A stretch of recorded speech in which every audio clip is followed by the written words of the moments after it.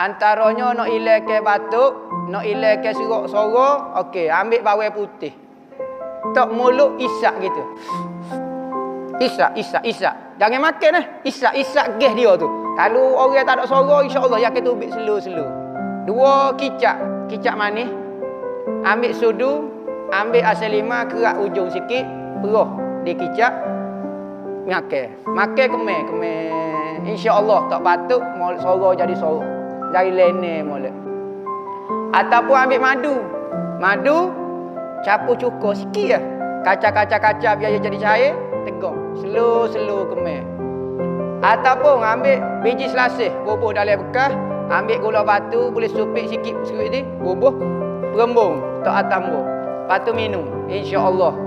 Soro jadi sedap.